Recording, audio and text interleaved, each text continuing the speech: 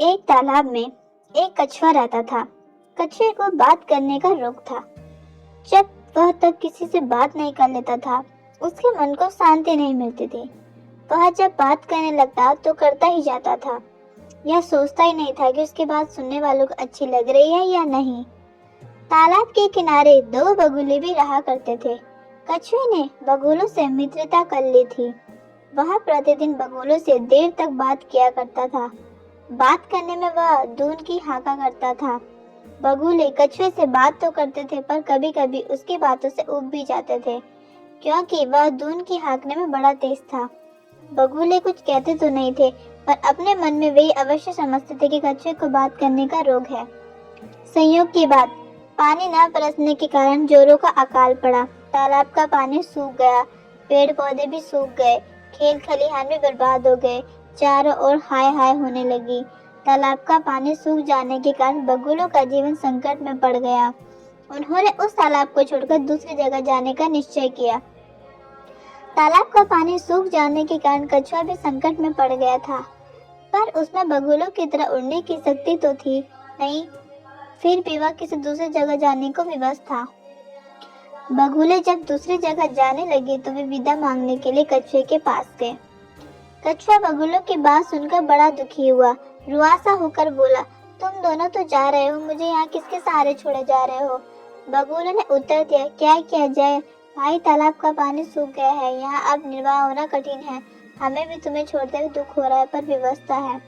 कछुआ बोला, हाँ बात तो ठीक कह रहे हो, पर क्या तुम दोनों मुझे भी अपने साथ नहीं ले चल सकते? बगुलों ने उत्तर दिया, तुम हमारे साथ कैसे चल सकते हो? हमारी तरह तुम उड़ तो सकते नहीं। कछुए ने सोचते हुए कहा, हाँ तुम्हारी तरह उड़ तो नहीं सकता, पर एक उपाय है। यदि तुम दोनों चाहो तो एक उपाय के द्वारा मुझे अपने साथ ले चल सकते हो। बगुलों ने पूछा, सुने तो कौन सा उपाय है? कछुए ने कहा, कहीं से ढूंढकर एक लंबी पतली सी लकड़ी ले आओ। तुम दोनों अपने अपने मुख से एक एक किनारे को पकड़ लो। मैं लकड़ी को बीच में मुख से पकड़कर लटक जाऊंगा। इस तरह तुम दोनों मुझे अपने साथ ले चल सकते हो। बगुलों ने कहा, उपाय तो अच्छा है, पर कठिनाई तो यह है कि तुम्हें बोलने का रोग है। यदि उड़ते समय तुम्हें बात करने की धुन सवार हो गई तो हमारा कुछ नहीं बिगड़ेगा, पर तुम्हें व्यर्थ में अपनी जान गंवानी पड़ेगी। कछुआ बोल उठा, वाह तुम दोनों क्या कर रहे हो? मैं ऐसी मूर्खता क्यों करूंगा? क्या मुझे अपने प्राणों का मोह नहीं? फिर तो बगुले ने कछुए की बात मान ली। बगुले ढूंढकर एक लंबी सी पतली लकड़ी ले आए।